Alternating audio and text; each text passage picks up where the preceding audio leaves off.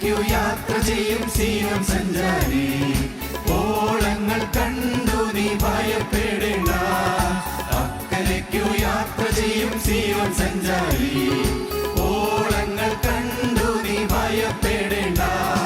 കാറ്റിനെയും കടലിനെയും നിയന്ത്രിപ്പാൻ കഴിവുള്ള പടകിലുണ്ട്. കാറ്റിനെയും കടലിനെയും നിയന്ത്രിപ്പാൻ കഴിവുള്ള പടകിലുണ്ട്. അക്കരയ്ക്കു യാത്ര ചെയ്യും സീയോൻ സഞ്ചാരി, ഓളങ്ങൾ കണ്ടു നീ ഭയപ്പെടേണ്ട.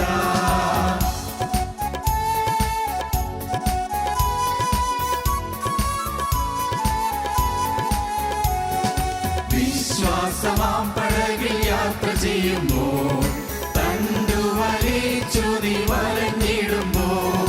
വിശ്വാസമാം പടകിൽ യാത്ര ചെയ്യുമ്പോൾ തണ്ടു വലിച്ചു നീ വലഞ്ഞിടുമ്പോൾ. ഭയപ്പെടേണ്ട, കർത്തൻ കൂടെയുണ്ട്, അടുപ്പിക്കും സ്വർഗീയ തുറമുഖത്ത്. ഭയപ്പെടേണ്ട, കർത്തൻ കൂടെയുണ്ട്, അടുപ്പിക്കും സ്വർഗീയ തുറമുഖത്ത്. അക്കരയ്ക്കു യാത്ര ചെയ്യും സീയോൻ സഞ്ചാരി, ഓളങ്ങൾ കണ്ടു നീ ഭയപ്പെടേണ്ട.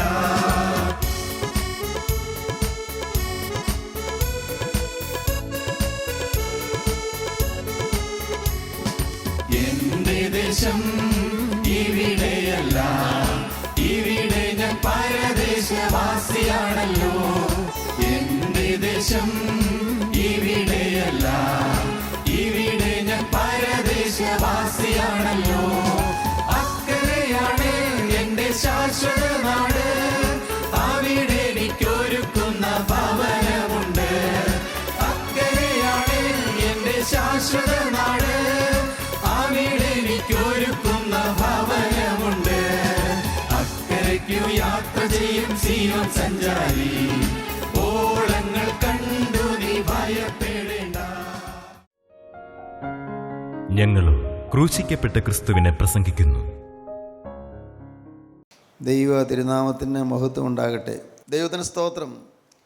ജീവിതത്തിൽ ദൈവത്തിന് പ്രസാദമുള്ള പ്രവൃത്തി ചെയ്യുന്നു.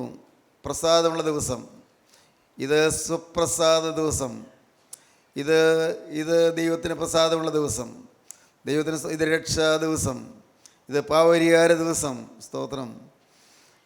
ദൈവത്തിന് സ്തോത്രം. സന്ദർശന ദിവസം, ഇത് സദ്വർത്തമാന ദിവസം, ഇന്ന് ദൈവത്തിന് പ്രസാദമുള്ള ദിവസം.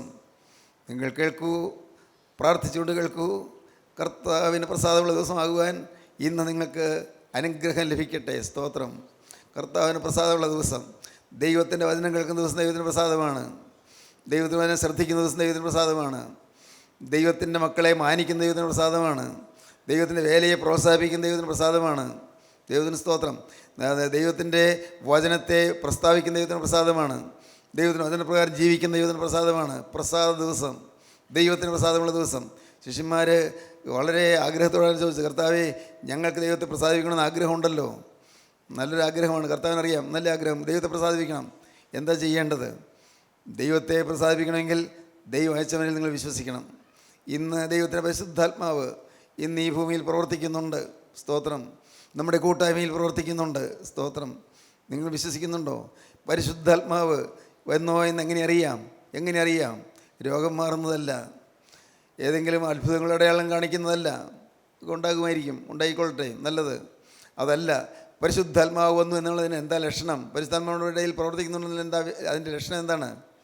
പരിശുദ്ധാത്മാവ് പ്രവർത്തിക്കുന്ന ലക്ഷണം നമുക്ക് പാവബോധം കിട്ടുന്നു. പരിശുദ്ധാത്മാവ് വന്ന് പാപത്തെക്കുറിച്ചും നീതിയെക്കുറിച്ചും ന്യായവിധിയെക്കുറിച്ചും ബോധം വരുത്തുന്നു. പരിശുദ്ധാത്മാവാണ് പ്രവർത്തിക്കുന്നതെങ്കിൽ നമുക്ക് നമ്മുടെ പാപത്തെക്കുറിച്ച് ഓർമ്മ വരും. പാവബോധം വരുന്നു. അയ്യോ, ഞാൻ അരിഷ്ട മനുഷ്യൻ, ഉള്ളം തകരുന്നു. നമുക്ക് അഭിമാനിക്കാനൊന്നുമില്ലെന്ന് മനസ്സിലാകുന്നു. എന്തിൽ അഭിമാനിക്കാനുണ്ട്? എൻ്റെ ആത്മീയ ജീവിതത്തിലോ? അഭിമാനിക്കാനില്ല. അവിടെയുണ്ട് ഒരു സ്വയം. ഞാൻ എൻ്റെ കർത്താവിൻ്റെ വേല ചെയ്യുന്നതിലോ അതിലുമുണ്ട് ഒരു സ്വയം. അഭിമാനിക്കാനില്ല. എന്താണ് സ്വയം? എൻ്റെ പ്രസംഗം നന്നാകണം, എൻ്റെ സാക്ഷി നന്നാകണം, എൻ്റെ പാട്ട് നന്നാകണം. ഇങ്ങനെ എന്നിലേക്ക് കേന്ദ്രീകരിച്ചിരിക്കുന്നു. അവിടെ സ്വയമുണ്ട്. അതുകൊണ്ട് അവിടെ ദൈവാത്മാവ് പ്രസാദിക്കുന്നില്ല. ദൈവത്തിന് സ്തോത്രം. എപ്പോഴും ഓർത്തുകൊള്ളൂ പ്രിയപ്പെട്ടവരെ, നിങ്ങൾക്ക് ദൈവത്തെ പ്രസാദിപ്പിക്കണമെങ്കിൽ ദൈവം അയച്ച പരിശുദ്ധാത്മാവിൽ നിങ്ങൾക്ക് വിശ്വാസം വേണം. പരിശുദ്ധാത്മാവിലുള്ള വിശ്വാസം, പരിശുദ്ധാത്മാവ് പ്രവർത്തിക്കുന്നുള്ള വിശ്വാസം. ഇവിടെ മാനുഷികമായി എന്തെങ്കിലും നടക്കുന്നു എന്ന് ചിന്തിക്കാൻ പറ്റുകയില്ല. കാരണം മാനുഷികമായി എന്തെങ്കിലും നടന്നാൽ അത് നടത്തുന്നതിന് പാവമായി തീരും. അതാണ് മാനുഷികമായി എന്തെങ്കിലും കാര്യങ്ങൾ ചെയ്താൽ. ഇപ്പോൾ ഞാനിവിടെ ഒരു കാര്യം പറയുന്നതായിരിക്കട്ടെ, ഞാൻ എൻ്റെ സ്വന്തം അഭിപ്രായ പ്രകാരം കാര്യം ചെയ്യുന്നു. ദൈവം പ്രസാദിക്കാത്ത കാര്യമാണെങ്കിൽ എനിക്ക് പാവം വരും. ഞാൻ നിങ്ങൾക്കൊരു കാര്യം പറഞ്ഞു തരുന്നു, നിങ്ങളുടെ ആത്മീയ അവസ്ഥ കർത്താവ് കാണിച്ചു തന്നാൽ അത് പറഞ്ഞു തരുന്നു. അങ്ങനെ പറഞ്ഞു തരുമ്പോൾ അപ്പോൾ അത് ദൈവം തന്നതല്ല എങ്കിൽ, എൻ്റെ സ്വന്തം മനസ്സിൽ വരുന്നതായ ചിന്തയാണെങ്കിൽ, മനുഷ്യൻ്റെ ജഡീയ ചിന്ത അനുസരിച്ചാണ് വരുന്നതെങ്കിൽ പാവം എനിക്കാണ്, നിങ്ങൾക്ക് പാവം വരികയില്ല. സ്തോത്രം. മനസ്സിലാകുന്നു? ഞാൻ കർത്താവിന് ശുശ്രൂഷ ചെയ്യുമ്പോൾ എൻ്റെ സ്വയത്തിൽ നിന്ന് ശുശ്രൂഷ ചെയ്താൽ എനിക്ക് പാവം വരും. എൻ്റെ സ്വന്തം ജഡീകമായ മനസ്സിൽ നിന്ന്, ജഡീകമായ ചിന്താഗതിയിൽ നിന്ന് ഞാനൊരു കാര്യം പറഞ്ഞാൽ എനിക്ക് ദോഷം, നിങ്ങൾക്ക് ദോഷം വരികയില്ല. ദൈവത്തിന് സ്തോത്രം.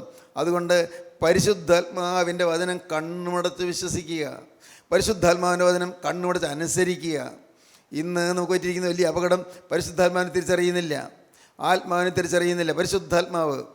ആത്മാവിനെ തിരിച്ചറിയുന്നില്ല. അതുകൊണ്ട് പരിശുദ്ധാത്മാവിനെ തിരിച്ചറിയാത്തത് കൊണ്ട് ഇന്ന് വലിയ ബന്ധനം വന്നിരിക്കുകയാണ്. ആത്മാവിനെ തിരിച്ചറിയാത്ത ബന്ധനം, പരിശുദ്ധാത്മാവിനായ ബന്ധനം. ദൈവത്തിന് സ്തോത്രം. പ്രിയപ്പെട്ടവരെ, അപ്പോസ്തലപ്രവൃത്തികളുടെ പുസ്തകം 8-ാം അധ്യായം വായിക്കുമ്പോൾ കാണാം. 8-ാം അധ്യായം 16-ാം വാക്യം മുതൽ. അന്ന് വരെ അവരിൽ ആരുടെ മേലും ആത്മാവ് വന്നിരുന്നില്ല. അവർ കർത്താവായ യേശുവിൻ്റെ നാമത്തിൽ സ്നാനമേറ്റിരുന്നതേയുള്ളൂ. അവർ അവരുടെ മേൽ കൈവച്ചപ്പോൾ അവർക്ക് പരിശുദ്ധാത്മാവ് ലഭിച്ചു. അപ്പോസ്തലന്മാർ കൈവച്ചതിനാൽ പരിശുദ്ധാത്മാവ് ലഭിച്ചത് ശിമോൻ കണ്ടാറെ അവർക്ക് ദ്രവ്യം കൊണ്ടുവന്നു. ഈ ശിമോൻ എന്ന് പറയുന്ന പത്രോസിലെ അല്ല, അവിടെ ആഭിചാരകനായ ശിമോനുണ്ട്. അവൻ ദ്രവ്യം കൊണ്ടുവന്നു, പൈസ കൊടുക്കാമെന്ന് വിചാരിച്ചു. അപ്പോസ്തലന്മാർക്ക് കുറച്ച് പൈസ കൊടുക്കുകയാണ്, പൈസ കൊണ്ടുവന്നു. എന്നിട്ട് എന്ത് ചെയ്തു?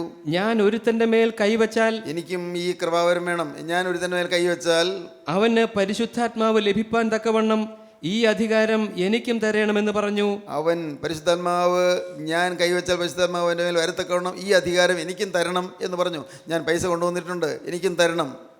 പത്രോസ് അവനോട്, ദൈവത്തിൻ്റെ ദാനം പണത്തിന് വാങ്ങിക്കൊള്ളാമെന്ന് നീ നിരൂപിക്കൊണ്ട് നിന്റെ പണം നിന്നോടുകൂടെ നശിച്ചു പോകട്ടെ. കർക്കശമായിട്ടാണ് പത്രോസ് പറഞ്ഞത്. നീ കൊണ്ടുവരുന്ന പണം നിന്നോടുകൂടെ നശിച്ചു പോകട്ടെ. കാരണം നീ പൈസ കൊടുത്ത്, പണം കൊടുത്ത് പരിശുദ്ധാത്മാവിനെ വാങ്ങാമെന്ന് ചിന്തിച്ചപ്പോൾ നീ എത്ര നിസ്സാരനാണ്. ഒരു സമ്മാനം കൊടുത്ത് പരിശുദ്ധാത്മാവിനെ വാങ്ങാമെന്ന് വിചാരിച്ചപ്പോൾ നീ എത്ര പാപിയാണ്, എത്ര വലിയ ബന്ധനത്തിലാണ്. ദൈവമക്കൾക്ക്, പത്രോസിലേക്കോ യോഹന്നാനിലേക്കോ അല്ലെങ്കിൽ ദൈവമക്കൾക്ക് ആർക്കെങ്കിലും എന്തെങ്കിലും ഒരു ഗിഫ്റ്റ് കൊടുക്കുന്നു, അങ്ങനെ കൊടുത്ത് നീ പരിശുദ്ധാത്മാവിനെ കിട്ടുമെന്ന് വിചാരിച്ചെങ്കിൽ നീ എന്തൊരു മണ്ടനാണ്. ദൈവത്തിന് സ്തോത്രം. ദൈവത്തിൻ്റെ ദാനം പരിശുദ്ധാത്മാവിനെ പൈസയ്ക്ക് വാങ്ങാമെന്ന് വിചാരിച്ചുകൊണ്ട് നീ വലിയ വഷളത്വത്തിലായിരിക്കുന്നു. ഒന്നുകൂടെ വായിക്കാം.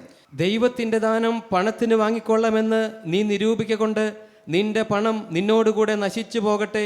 ദൈവത്തിൻ്റെ ദാനമാകുന്ന പരിശുദ്ധാത്മാവിനെ പണത്തിന് വാങ്ങിക്കൊള്ളാമെന്ന് വിചാരിച്ചതുകൊണ്ട് നിന്റെ പണം അങ്ങനെ നശിച്ചു പോകട്ടെ എന്ന് പറഞ്ഞു. പിന്നെ നിന്റെ ഹൃദയം ദൈവസന്നിധിയിൽ നേരുള്ളതല്ലായക കൊണ്ട്, നിന്റെ ഹൃദയം ദൈവസന്നിധിയിൽ നേരുള്ളതല്ല, ദൈവമഹത്വമല്ല നീ നോക്കുന്നത്, നിന്റെ മഹത്വമാണ് നോക്കുന്നത്.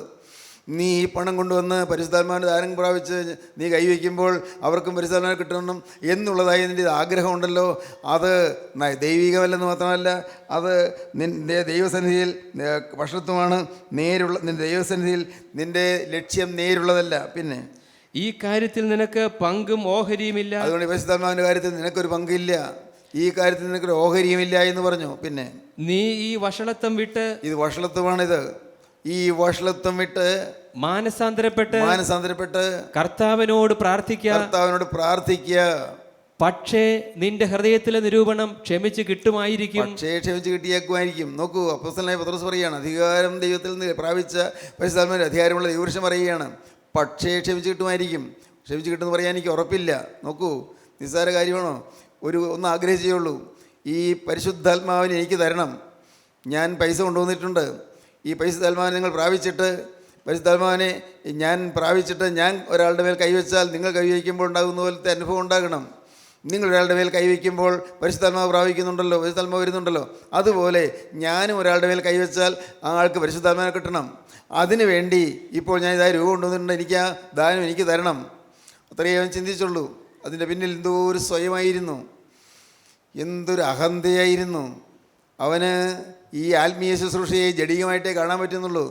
ആത്മീയ ശുശ്രൂഷയെ എനിക്ക് ഇവിടെ ഈ നാട്ടിൽ ഞാനൊരു നേതാവാണ്, ഈ നാട്ടിൽ ഈ ശബരിയിലെ ഞാനൊരു നേതാവാണ്, ഞാൻ അനേക അത്ഭുതങ്ങൾ ചെയ്തിട്ടുള്ള ആളാണ്, അതുകൊണ്ട് ഈ ദാനം എനിക്ക് തരണം, ഇതും കൂടി എനിക്ക് കിട്ടണം.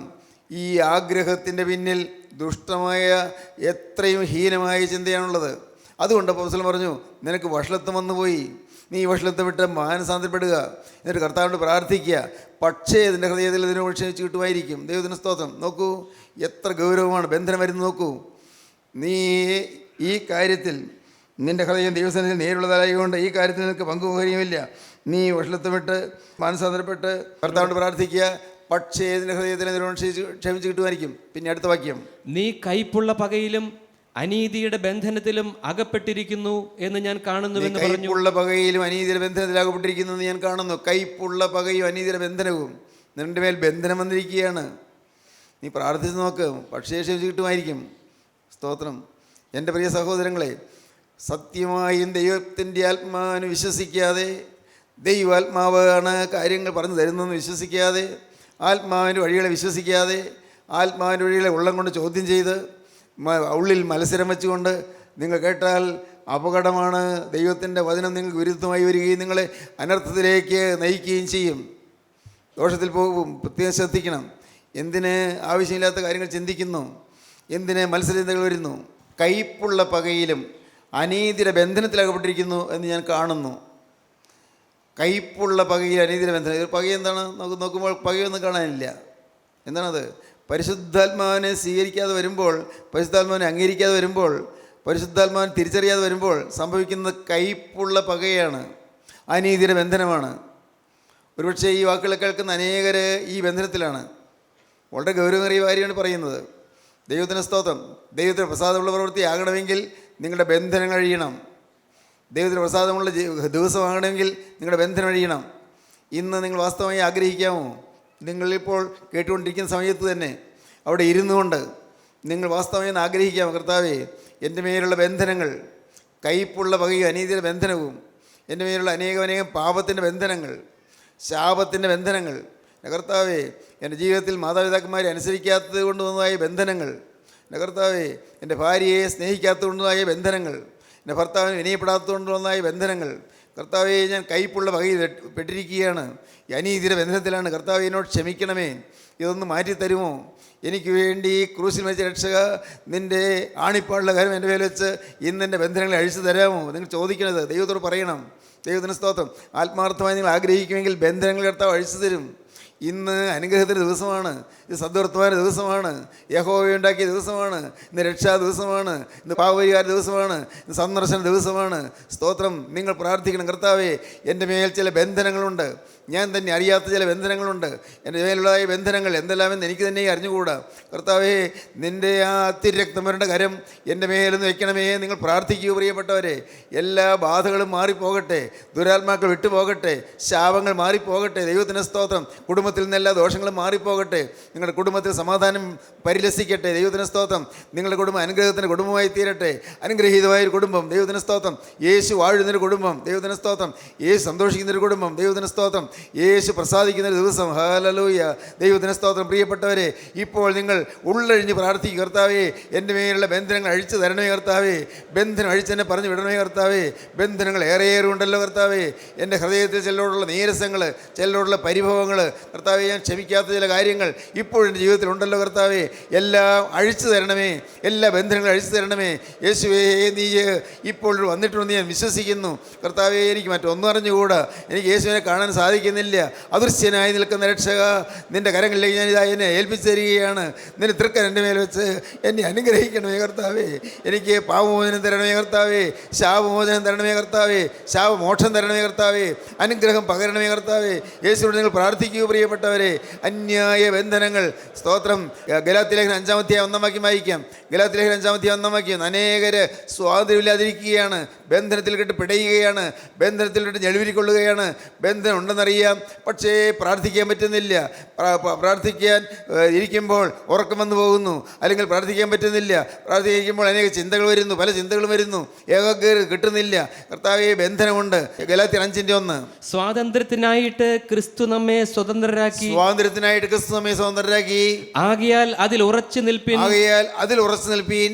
അടിമനുഖത്തിൽ പിന്നെയും കുടുങ്ങിപ്പോകരുത്, അടിമനുഖത്തിൽ പിന്നെയും കുടുങ്ങിപ്പോകരുത്. ദൈവത്തിന് സ്തോത്രം. അടിമനുഖത്തിൽ പിന്നെയും കുടുങ്ങിപ്പോകരുത്. അടിമനുഖത്തിൽ നിന്ന് മോചനം പ്രാപിക്കണം. സ്വാതന്ത്ര്യത്തിനായിട്ട് ക്രിസ്തു നമ്മെ സ്വതന്ത്രരാക്കി. യേശു ക്രിസ്തു നമുക്ക് സ്വാതന്ത്ര്യം തന്നു. സ്വാതന്ത്ര്യത്തിനായിട്ട് ക്രിസ്തു നമ്മെ സ്വതന്ത്രരാക്കി. ആകയാൽ അതിൽ ഉറച്ചു നിൽപ്പീൻ, സ്വാതന്ത്ര്യത്തിൽ ഉറച്ചു നിൽപ്പീൻ. അടിമനുഖത്തിൽ പിന്നെയും കുടുങ്ങിപ്പോകരുത്. അനേകർ സ്വാതന്ത്ര്യം കിട്ടിയവരുണ്ട്, ബന്ധനം അഴിഞ്ഞ് സ്വാതന്ത്ര്യം കിട്ടിയവരാണ്. പക്ഷേ പിന്നെയും പിശാചിൻ്റെ വലയിൽ കുടുങ്ങിപ്പോയി. സാത്താൻ അവൻ വിട്ടുപോയിട്ട് അവൻ തന്നേക്കാൾ ശക്തിയേറിയ മറ്റ് 7 ദുരാത്മാക്കളെയും കൂട്ടിക്കൊണ്ട് അവനൊന്ന് വീണ്ടും ഈ ഹൃദയത്തിൽ കയറി കൂടിയിരിക്കുകയാണ്. അനേകർ ഒരിക്കൽ രക്ഷ കിട്ടിയവരാണ്, ഒരിക്കൽ കർമ്മം പ്രാപിച്ചവരാണ്, ഒരിക്കൽ മാനസാന്തരം ലഭിച്ചവരാണ്, ഒരിക്കൽ കർത്താവിനെ അനുഭവിച്ചവരാണ്, കർത്താവിന് സന്തോഷം അനുഭവിച്ചവരാണ്, യേശു ക്രിസ്തു പ്രാർത്ഥന കേൾക്കുന്ന അനുഭവം കിട്ടിയവരാണ്. എന്നാൽ സ്വാതന്ത്ര്യം കിട്ടി, പക്ഷേ ദൈവത്തിന് മഹത്വം കൊടുക്കാതെ പോയതുകൊണ്ട്, ദൈവത്തിന് വിട്ടുകൊടുക്കാത്തത് കൊണ്ട്, തങ്ങൾ തന്നെ സൂക്ഷിക്കാത്തത് കൊണ്ട്, ദൈവത്തിന് ജനിച്ചവൻ തന്നെ സൂക്ഷിക്കുന്നു, തന്നെ സൂക്ഷിക്കണം. അങ്ങനെ സൂക്ഷിക്കാത്തവരായതുകൊണ്ട് പറ്റിയതെന്താണ്? പിന്നെയും ഒന്നിൻ്റെ സ്ഥാനത്ത് വേറെ 7 കൂടി വന്നു, 7 ദുരാത്മാക്കൾ കൂടി വന്നു. ഒരു ദുരാത്മാവ് വിട്ടുപോയപ്പോൾ ഇപ്പോൾ നിങ്ങൾക്ക് 7 ദുരാത്മാക്കളോട് കയറി അങ്ങനെ 8 ദുരാത്മാക്കളകത്ത് വാഴുന്നു. ഇത് മനസ്സിലാക്കുന്നുണ്ടോ? ഇന്നും ദൈവത്തിന് സ്തോത്രം. പ്രിയപ്പെട്ടവരെ, ഞാൻ വളരെ വിനയത്തോടെ പറയട്ടെ, ഇന്ന് നിങ്ങൾ വചനം കേൾക്കുമ്പോൾ നിങ്ങൾ കർത്താവോട് പറയണം, കർത്താവേ, എൻ്റെ ജീവിതത്തിൽ വന്നുപോയ ദുരാത്മാക്കളുടെ ബാധകൾ എന്നിൽ നിന്ന് മാറ്റിത്തരണമേ. എൻ്റെ കർത്താവേ, എനിക്ക് തന്നെ മാറ്റാൻ വയ്യാത്ത ചില ബാധകളാണ്. ഞാൻ നോക്കിയിട്ട് മാറുന്നില്ല കർത്താവേ. ഞാൻ പ്രാർത്ഥിച്ചു, ഞാൻ ഉപവാസം എടുത്തു, മാറുന്നില്ല. ഈ അശുദ്ധി വിട്ടുപോകുന്നില്ല കർത്താവേ. ഈ കോപം മാറുന്നില്ല, സ്വഭാവം മാറുന്നില്ല, എൻ്റെ ദ്രവ്യാഗ്രഹം മാറുന്നില്ല കർത്താവേ. എൻ്റെ വഴക്കും പിണക്കവും മാറുന്നില്ല, എൻ്റെ ഉള്ളിൽ നിന്ന് കയ്പ് മാറുന്നില്ല, നീരസം മാറുന്നില്ല എൻ്റെ കർത്താവേ. എൻ്റെ ഹൃദയത്തിലെ പരിഭവങ്ങൾ മാറുന്നില്ല കർത്താവേ. എനിക്ക് എല്ലാം മനസ്സിലാക്കി തരുന്നുണ്ടെങ്കിലും എന്നിൽ നിന്ന് മാറുന്നില്ലല്ലോ കർത്താവേ. ഇതൊന്ന് മാറ്റി തരണമേ. സ്വാതന്ത്ര്യത്തിനായിട്ട് ക്രിസ്തു നമ്മെ സ്വതന്ത്രരാക്കി. ആകയാൽ അതിൽ ഉറച്ചു നിൽപ്പീൻ. ഏതിലെ? സ്വാതന്ത്ര്യത്തിൽ ഉറച്ചു നിൽപ്പീൻ. അടിമനോഹത്തിൽ പിന്നെയും കുടുങ്ങിപ്പോകരുത്. ഹല്ലേലൂയ, ദൈവത്തിന് സ്തോത്രം. അടിമനോഹത്തിലേക്ക് പിന്നെയും പോകരുത്. കർത്താവിൻ്റെ വലിയ നാമം മഹത്വപ്പെടട്ടെ. ദൈവത്തിന് സ്തോത്രം. ഈ ഒരു അറബി കഥകൾ എന്ന് പറയുന്നൊരു പുസ്തകമുണ്ട്. പിള്ളേർക്ക് വായിക്കാൻ നല്ല പുസ്തകമാണ്, കൊള്ളാം. നല്ല ചെറിയ ക്ലാസ്സിൽ പഠിക്കുന്നവർക്ക് വായിക്കാൻ രസകരമായ പുസ്തകമാണ് അറബി കഥകൾ. അറബി കഥകളിലൊരു ഒരു ഒരു കഥയുണ്ട്, സിൻബാദ് ദ സെയിലർ. സിൻബാദ് എന്ന് പറയുന്ന ഒരു കപ്പലോട്ടക്കാരനെ കുറിച്ചാണ്, കപ്പൽ യാത്ര ചെയ്ത സിൻബാദിനെ കുറിച്ചാണ് കഥ പറയുന്നത്. ആ കഥയിൽ സിൻബാദ് എന്ന് പറയുന്നവൻ, അവന് മോഹം ലോകം മുഴുവൻ ചുറ്റി കാണണം. കടലിൽ കപ്പൽ കൂടി യാത്ര ചെയ്ത് ലോകം മുഴുവൻ ചുറ്റി കാണണം. അവന് പുറപ്പെട്ടു. അവനൊരു സാഹസികനായിരുന്നു, അഡ്വഞ്ചറസ്, വളരെ സാഹസികനായിരുന്നു, ധൈര്യശാലിയായിരുന്നു. പക്ഷേ അന്നത്തെ ആ കപ്പലിൽ ഇന്നത്തെ പോലെ സംവിധാനങ്ങളൊന്നും ഇല്ലല്ലോ. കപ്പലിൽ എവിടെയോ ചെന്ന് മുട്ടി. കപ്പലിൻ്റെ അടിയിൽ ഒരു ദ്വാരം വന്നു, വെള്ളം വരച്ച് കയറി. കപ്പൽ മുങ്ങുകയാണ്. എങ്ങനെയോ അവൻ രക്ഷ കിട്ടി. കാരണം ഏതോ ഒരു പല കീറ്റിൽ അവന് പിടുത്തം കിട്ടി. അവൻ തുഴഞ്ഞു നിന്നു. ആ കാറ്റടിച്ച് തിരമാലകളടിച്ച് അവൻ്റെ കരയോടടുത്തു. ഒരിക്കലും കണ്ടിട്ടില്ലാത്ത കരയാണ്. നോക്കി ആരുമില്ല അവിടെ, ഒരു മനുഷ്യനില്ല. അയ്യോ, ഏകാന്ത ദ്വീപിലേക്ക് ഞാൻ എത്തിപ്പോയല്ലോ. ചുറ്റും മഹാസമുദ്രം. നോക്കി ആരുമില്ലല്ലോ. അവൻ ആ ദ്വീപിൻ്റെ ഉള്ളിലേക്ക് അകത്തേക്ക് പോയി. അതകത്ത് ഉള്ളിലേക്ക് കാടാണ്, കാടിൻ്റെ ഉള്ളിൽ കൂടി നടന്നു. അപ്പോഴുണ്ട് ഒരാളിരിക്കുന്നു, വളരെ വയസ്സനാണ്, പ്രായമായൊരു മനുഷ്യൻ. ഇവൻ ചെന്ന് ആംഗി കാണിച്ച് പറഞ്ഞു, എന്താ ഇവിടെ ഇങ്ങനെ ഇരിക്കുന്നതെന്ന്. ആ കിഴവൻ പറഞ്ഞു, എനിക്ക് നടക്കാൻ വയ്യ. പറയുന്ന വാക്കല്ല, ആംഗി കാണിക്കുക, വയ്യ എനിക്ക്, ഞാൻ വയസ്സനായി, ശക്തിയെല്ലാം പോയി, ഞാൻ നിസ്സഹായനായിട്ടിരിക്കുകയാണ്. സിൻബാദ് വളരെ സഹതാപത്തോടെ അനുകമ്പയോടെ ചേർന്ന് നിന്നു. അപ്പോൾ വൃത്തം പറഞ്ഞു, ഒരു കാര്യം, എനിക്ക് അത്രത്തോളം പോകാൻ എന്നെ ഒന്ന് ചുമന്നുകൊണ്ട് പോകാമോ? കഴുത്തിൽ ഞാൻ അവിടെ ഇരുന്നോളാം, കഴുത്തിൽ കാലിട്ട് ഞാൻ അവിടെ ഇരുന്നോളാം, ഇനി അത്രത്തോളം ഒന്ന് കൊണ്ടുപോകാമോ? സിൻബാദ് ഓർത്തു, ഒരു കുഴപ്പമില്ലല്ലോ. കിഴവനെ ചുമലിരുത്തി 2 കാലം മുമ്പോട്ട് ഇട്ട് കിഴവൻ വയസ്സൻ അദ്ദേഹം ഈ സിൻബാദിൻ്റെ മേൽ കയറിയിരുന്നു. സിൻബാദ് കൈ രണ്ട് കുത്തി കാല് കുത്തി അങ്ങനെ ഇവനെ ചുമന്നുകൊണ്ട് നടക്കുകയാണ്. കുറേ നേരമായിട്ടും ഇയാൾ ഇറങ്ങി പോകുന്നില്ല. സിൻബാദ് പയ്യെ ദേഹം അനക്കി, കാരണം കഴുത്ത് കഴിക്കുന്നത് വേദനിക്കുന്നു. ദേഹം അനക്കിയപ്പോൾ ഈ കിഴവൻ കഴുത്തിൽ കാല് കൊണ്ട് നല്ല ഇറുകെ പിടിക്കുക. ഒന്നുകൂടി നോക്കി, ഇല്ല, കൂടുതൽ ഇറുകെ പിടിക്കുക, കഴുത്ത് വേദനിക്കുന്നു. എന്തൊരു കഷ്ടമാണിത്. അപ്പോഴാണ് സിൻബാദ് ഓർത്തത്, പണ്ട് സിൻബാദ് കേട്ടിട്ടുണ്ട് ചില ദ്വീപുകളിൽ കടൽക്കിഴവന്മാരുണ്ടെന്ന്. കടൽക്കിഴവന്മാർ അവർ മനുഷ്യരെപ്പോലെയൊക്കെ ഇരിക്കും, പക്ഷേ രാക്ഷസന്മാരാണ്. മനുഷ്യരെപ്പോലെ ഇരിക്കും, രാക്ഷസന്മാരാണ്. ഈ രാക്ഷസൻ മനുഷ്യരുടെ പുറത്ത് കയറി മനുഷ്യനെ നിർദ്ദയം അവനെ ക്ഷീണിപ്പിച്ച് ആ മനുഷ്യനെ അടിച്ച്, അവൻ്റെ ബലം കുറയുമ്പോൾ അടിച്ച് കൊന്ന് തിന്നുന്ന ചില കടൽക്കിഴവന്മാർ. സിൻബാദ് മനസ്സിലായി, അയ്യോ കഷ്ടം, ഈ ദ്വീപിൽ ആരോരുമില്ലാത്ത ഈ ദ്വീപിൽ ഞാൻ വന്ന് വിട്ടല്ലോ, ഈ കടൽക്കിഴവനെ ഞാൻ എൻ്റെ ചുമലിലേറ്റിയല്ലോ, അവനെ കണ്ടപ്പോൾ ഞാൻ ഓടിപ്പോയാൽ മതിയായിരുന്നല്ലോ, കഷ്ടം, എനിക്ക് അബദ്ധം പറ്റിപ്പോയല്ലോ. സിൻബാദ് വളരെ ശ്രമിക്കും തോറും ഈ കിഴവൻ നല്ലപോലെ മുറുക്കുകയാണ്, കാലങ്ങൾ ഇറുകെ പൂട്ടുകയാണ്. അപ്പോഴേ മനസ്സിലായി ഭയങ്കര ശക്തിയാണ് അവന്, രാക്ഷസനല്ലേ, ഭയങ്കര ശക്തിയാണ്. ആദ്യം കണ്ട കൂനിക്കുരച്ചിരിക്കുന്നതായ ആ സാധു കിഴവനെ പോലെയല്ല, ഭയങ്കര ശക്തിവാനാണ്. അയ്യോ, ഇവനെ കയറ്റി ഇരുത്തിപ്പോയല്ലോ, മണ്ടത്തരായി പോയല്ലോ.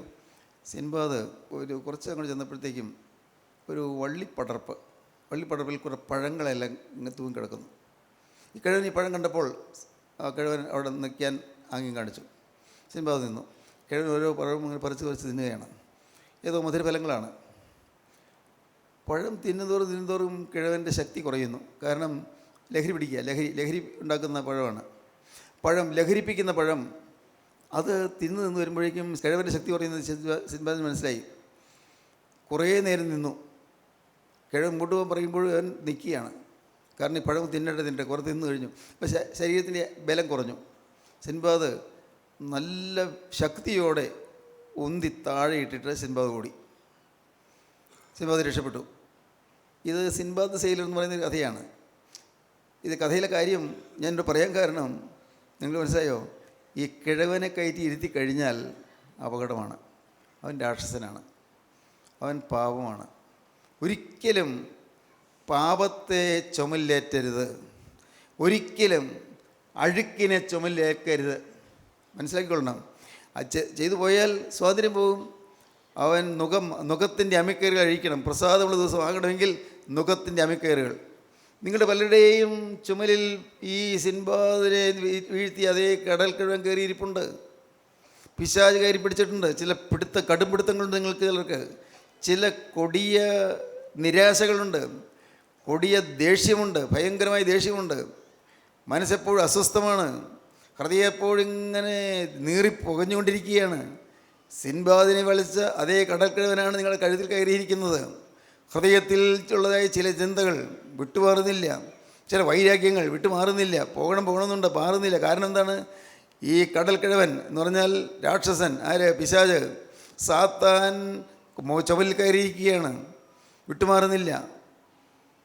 ഒരു ലളിതമായൊരു കാര്യം പറയാം, സാധാരണ സംഭവിക്കുന്ന കാര്യം പറയാം. പലരും വിളിച്ച് പറഞ്ഞതിൽ നിന്ന് ഞാൻ മനസ്സിലാക്കിയ കാര്യമാണ്. ഭർത്താവ് പറയുകയാണ്, എൻ്റെ കഷ്ടകാലം കൊണ്ട് ഞാൻ നിന്നെ കല്യാണം കഴിച്ചു. ഭാര്യയോട് പറയുകയാണ്, എൻ്റെ കഷ്ടകാലം, എനിക്ക് എത്ര നല്ല ആലോചനകൾക്ക് വന്നതാ, എല്ലാം വേണ്ടെന്ന് പറഞ്ഞു. അവസാനം എനിക്കിതാ കിട്ടിയത്, എൻ്റെ കഷ്ടകാലം. ഇങ്ങനെ ഭർത്താവ് പറയുന്നു. അല്ലെങ്കിൽ ഭാര്യ പറയുകയാണ്, കഷ്ടമായിപ്പോയി, എൻ്റെ അപ്പന് അങ്ങനെ തോന്നിപ്പോയി നിങ്ങൾക്ക് എന്നെ പിടിച്ചു തരാൻ.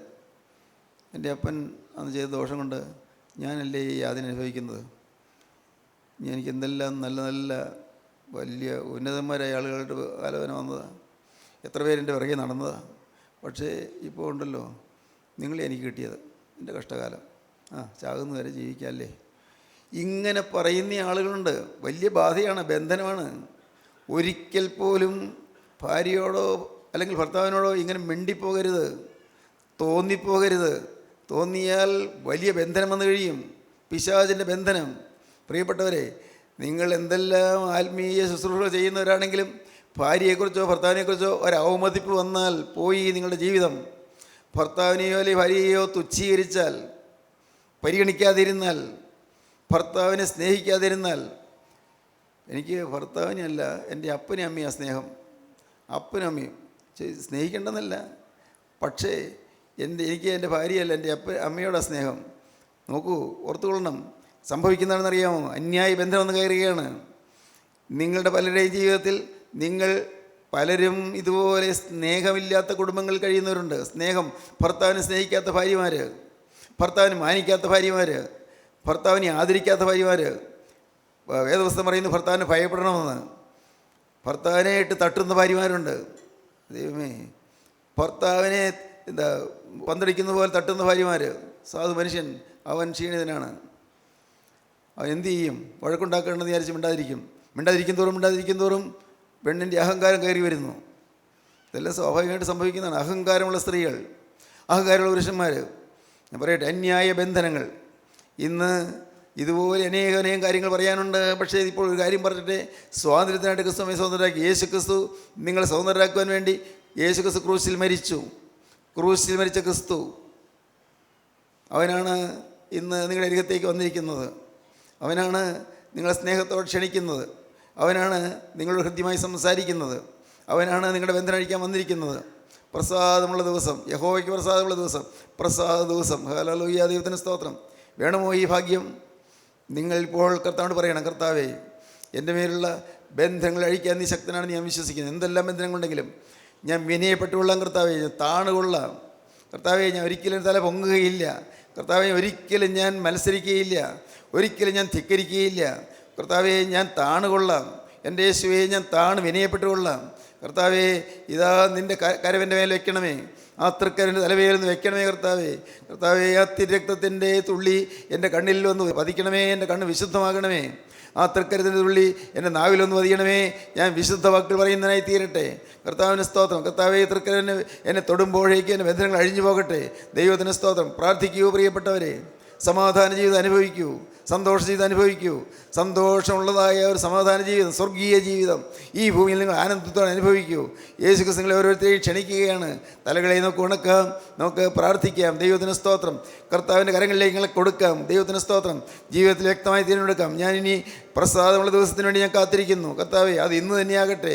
ഇന്ന് തന്നെ എൻ്റെ പ്രസാദ ദിവസമായി തീരട്ടെ. ദൈവത്തിന് പ്രസാദമുള്ള ദിവസമായി ഇന്നത്തെ ദിവസം തീരട്ടെ. വിശ്വാസിയായി ഞാൻ തീരട്ടെ കർത്താവേ. സാത്താൻ്റെ എല്ലാ ബന്ധങ്ങൾ അഴിയുന്ന മഹാസന്തോഷത്തിൻ്റെ ദിവസമായി തീരട്ടെ. എല്ലാ ബാധകളും മാറുന്ന ആനന്ദത്തിൻ്റെ ദിവസമായി തീരട്ടെ. എല്ലാ ബാധകളും ബന്ധങ്ങൾ അഴിയുന്ന സന്തോഷ ദിവസമായി തീരട്ടെ കർത്താവേ. എൻ്റെ മേൽ തൃക്കരം വയ്ക്കണമേ. പ്രാർത്ഥിക്കൂ പ്രിയപ്പെട്ടവരെ. ജീവിതം കർത്താവിൻ്റെ കരങ്ങളിലേക്ക് കൊടുക്കൂ. ദൈവത്തിന് സ്തോത്രം. യേശുവിനോട് വാക്ക് പറയൂ, കർത്താവേ, ഇന്നു മുതൽ നാഥാ ഞാൻ നിൻ്റെ പുതിയ സൃഷ്ടിയായി ജീവിക്കും. യേശുവേ, ഇന്നു മുതൽ ഞാൻ നിൻ്റെ പുതിയ മനുഷ്യനായി ജീവിക്കും. ഇന്നു മുതൽ നാഥാ ഞാൻ പുതിയ മനുഷ്യനായി ജീവിക്കും. ദൈവത്തോട് വാക്ക് പറയൂ. കാരുണ്യവാനായ ഞങ്ങളുടെ സ്വർഗീയ പിതാവേ, ബന്ധനം കഴിയുന്ന ഈ നിമിഷങ്ങൾക്കായി ഞങ്ങൾ നിന്നെ സ്തുതിക്കുന്നു. ബന്ധനം അകറ്റാൻ യേശു വന്നിരിക്കാൻ ഞങ്ങൾ സ്തുതിക്കുന്നു. ബന്ധനങ്ങൾ അകറ്റുവാൻ യേശു തൃക്കരം നീട്ടിയതിനായി ഞങ്ങൾ സ്തുതിക്കുന്നു. കർത്താവ്, ഈ മക്കളെല്ലാം തൊടണമേ, എല്ലാവരെയും അനുഗ്രഹിക്കണമേ. എൻ്റെ നാഥ, അവിടുത്തെ രണ്ടാമത്തെ വരവിൽ പറന്നു വരുന്ന വിശുദ്ധന്മാരുടെ നിരയിൽ ഞങ്ങളെല്ലാവരെയും ചേർത്തണയ്ക്കണമേ. തിരുനാമം മഹത്വപ്പെടുത്തണമേ. യേശുവിൻ നാമത്തിൽ തന്നെ. ആമീൻ. ഹല്ലേലൂയ. ദൈവത്തിന് സ്തോത്രം.